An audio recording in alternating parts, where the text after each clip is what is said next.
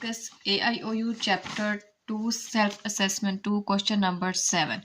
Question number 7 है कि एक डाई को 5 बार रोल किया जाता है तो हम x जो है वो रिप्रेजेंट करता है 3 टर्न्स आपको, यानी कि जो 3 नंबर है वो आए, इसको x रिप्रेजेंट करता है। हमने प्रोबेबिलिटी डिस्ट्रीब्यूशन बनानी है कि x 3 आने की कितनी प्रोबेबिलिटीज बनती हैं। सबसे पहले इस क्वेश्चन में बायनोमियल फार्मूला लगेगा। सेल्फ असेसमेंट में यही एक क्वेश्चन है जिसमें बायनोमियल फार्मूला लग रहा है। फार्मूला कुछ इस तरह से है, NCR PR Q(n-R)। अब पेपर में कैसे पता चलेगा कि हमने कौन से सवाल में कौन सा फार्मूला लगाना है। इसके लिए आपने एक चीज़ नोट करनी है कि जो पुराने क्वेश्चंस होते हैं जिसमें हमने हाइपोजीमेट्रिक फार्मूला लगाना होता है, प्रोबेबिलिटी वाला, फेवरेबल आउटकम, टोटल आउटकम वगैरह वगैरह, उसके अंदर एक बार हमने बॉल्स होती हैं, कार्ड्स होता है, जो भी चीज़ सेलेक्ट करनी होती है वो एक बार करनी होती है। लेकिन ऐसा सवाल जिसमें 5 से ज़्यादा बार हो, 5 हो, 3 हो, 2, 1 हो, कोई काम भी 2 से ज़्यादा बार करना पड़ रहा है या 2 बार करना पड़ रहा है, उसमें हमने ये वाला फार्मूला लगाना है। जैसे कि इस वाले सवाल में हमने डाई को रोल करना है और कितनी बार रोल करना है, 5 बार, और हमें प्रोबेबिलिटी चाहिए 3 की, यानी कि अगर 3 आया तो सक्सेस और अगर 3 नहीं आया तो फेलर।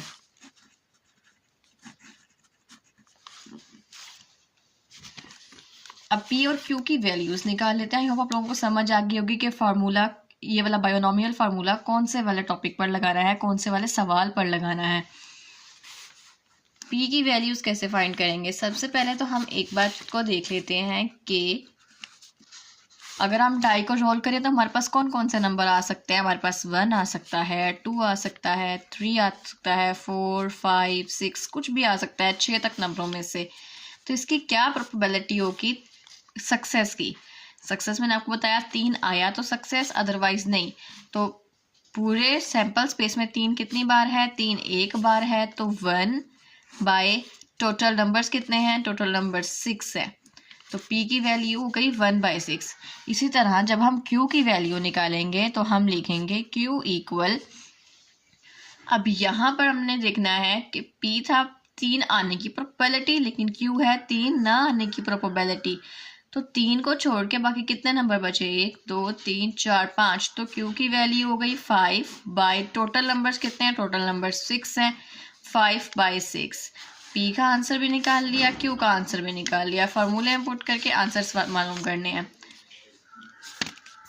है कि जो x है वो रिप्रेजेंट करता है 3 को। इसका मतलब कि अगर हम डाई को रोल करें या तो 3 नहीं आएगा, या 5 बार रोल करेंगे तो एक बार 3 आ सकता है, 2 बार आएगा, 3 बार आ सकता है, 4 बार आ सकता है, या फिर 5 बार ही 3 आ सकता है। नाउ अब x इक्वल 0 की प्रोबेबिलिटी निकालेंगे। x इक्वल टू 0 का मतलब कि 3 नहीं आ सकता। n की वैल्यू होगी टोटल वैल्यूज हमारे पास 5 है। उसके अलावा r की वैल्यू होगी 0। फॉर्मूला लिखेंगे NCR PR Q(n-R)। n की जगह पर 5, CR की जगह पर 0, उसके बाद P की वैल्यू लिखेंगे 1/6, R का मतलब 0, Q का आंसर लिखेंगे 5/6 और n-R 5 - 0 इक्वल टू 5। कैलकुलेटर से प्रोबेबिलिटी निकालेंगे 5 NCR 0 इक्वल टू 1। उसके बाद कोई भी नंबर हो जिसकी पावर 0 उसका आंसर हमेशा 1 ही आता है।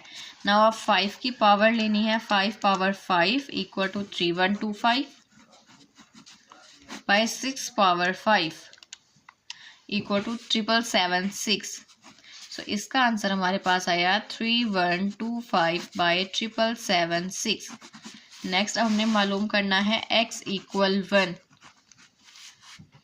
x इक्वल 1 का मतलब n की वैल्यू 5 आएगी और r की वैल्यू आएगी 1। फार्मूला में वैल्यूज पुट करेंगे। सबसे पहले फार्मूला लिख लेते हैं, NCR P R Q N minus R। n की जगह पर आएगा 5, C R की जगह पर आएगा 1, P 1/6, R 1, Q 5/6, n की वैल्यू है 5 माइनस R 1।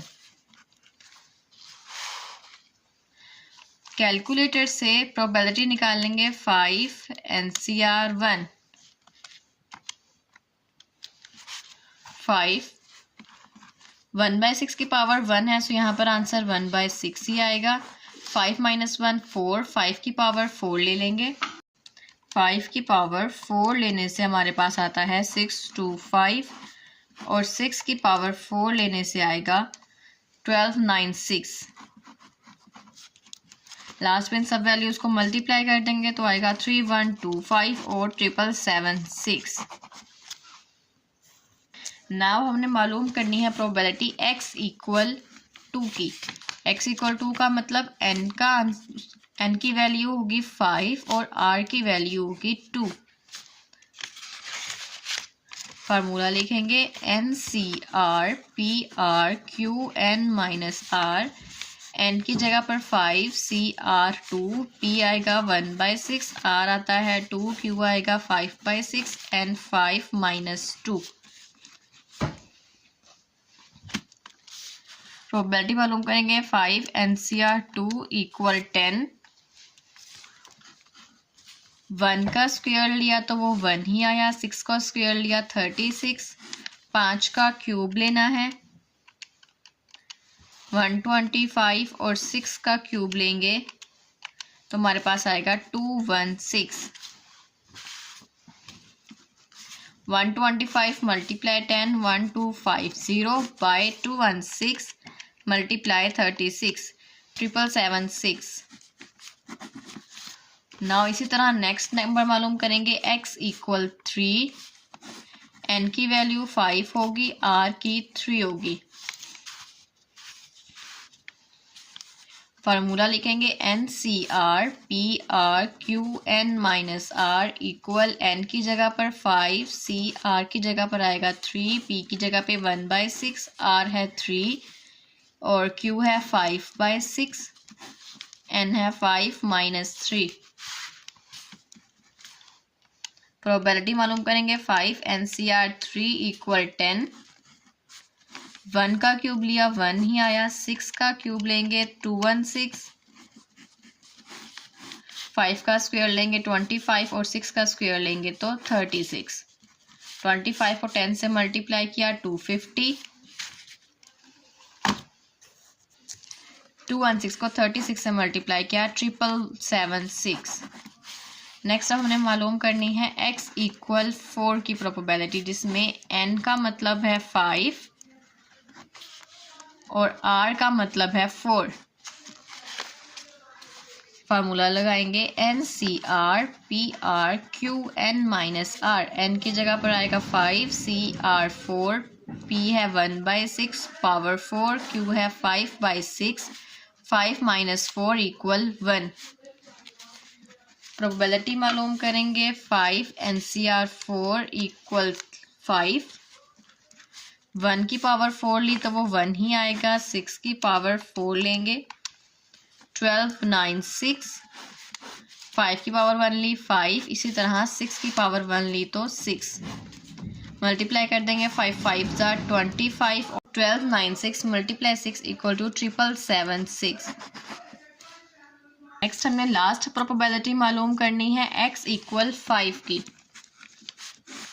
n की वैल्यू है 5 और r की 5 माइनस n इक्वल टू 5 है और x इक्वल टू 5 है तो r की जगह पर भी 5 आएगा। फार्मूला लिखेंगे NCR P R Q N minus R। 5C5, P की वैल्यू है 1/6, R है 5, 5/6, N minus R 5 minus 5 equal to 0।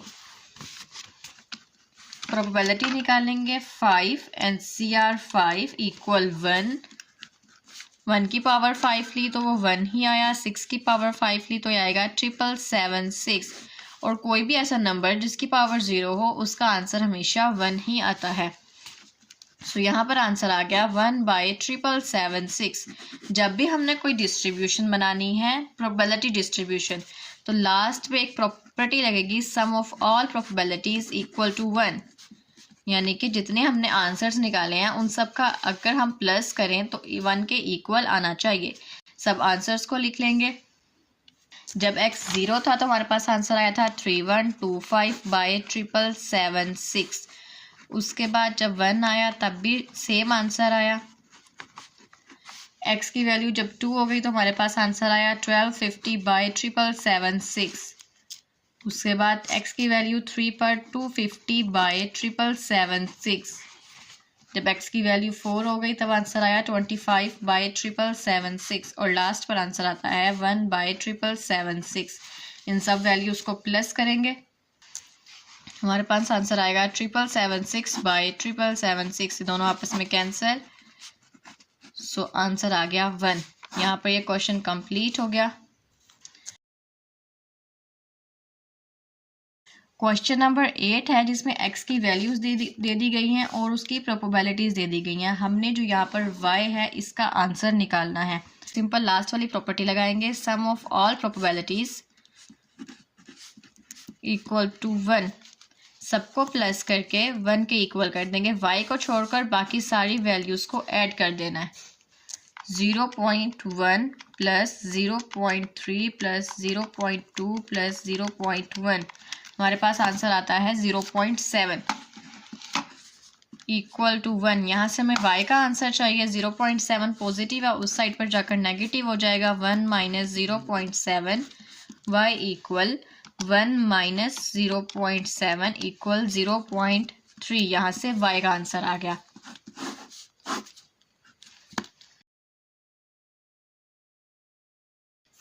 Question number 9 है जिसमें x की वैल्यूज दे दी गई हैं और उसकी प्रोबेबिलिटी दे दी गई है। हमने यहाँ से k का आंसर मालूम करना है। लास्ट वाली प्रॉपर्टी लिखेंगे, sum of all probabilities equal to 1।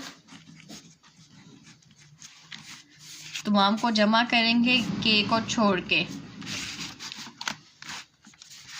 0.01 plus 0.25 plus 0.40 plus 0.04, हमारे पास आंसर आएगा 0.7। नाउ k की वैल्यू का आंसर निकालना है तो k as it is 0.7 positive है, इस साइड पर आकर नेगेटिव हो जाएगा तो k का आंसर हमारे पास आएगा 0.3। क्वेश्चन है जिसमें x की वैल्यूज दे दी गई हैं, प्रोबेबिलिटी दे दी गई है। एक तो हमने यहाँ पर जितने भी k है इनके आंसर्स फाइंड करने हैं, इसके अलावा आंसर फाइंड करने के बाद पूरी प्रोबेबिलिटी डिस्ट्रीब्यूशन को अगेन लिखना है। प्रॉपर्टी लगाएंगे, sum of all probabilities equal to 1। सबको जमा कर देंगे। 2 1 3 4 7 8 9 1 10। 10 k equal 1। k as it is 10 multiply हो रहा है, सो सिंपल इस साइड पर आकर डिवाइड हो जाएगा। 1 डिवाइड 10 इक्वल 0.1। अब इसी आंसर के साथ हमने तमाम डिस्ट्रीब्यूशन को अगेन लिखना है। फॉर एग्जांपल जैसे यहाँ पे k है तो k की जगह पर आ जाएगा 0.1।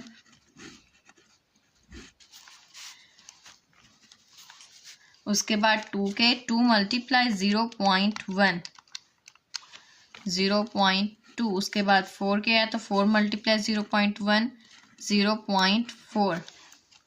नाउ 2k है 0.2 और लास्ट पे फिर k है तो 0.1। यहाँ पर सारी प्रोबेबिलिटीज डिस्ट्रीब्यूशन बना दी k की वैल्यू को मल्टीप्लाई करके।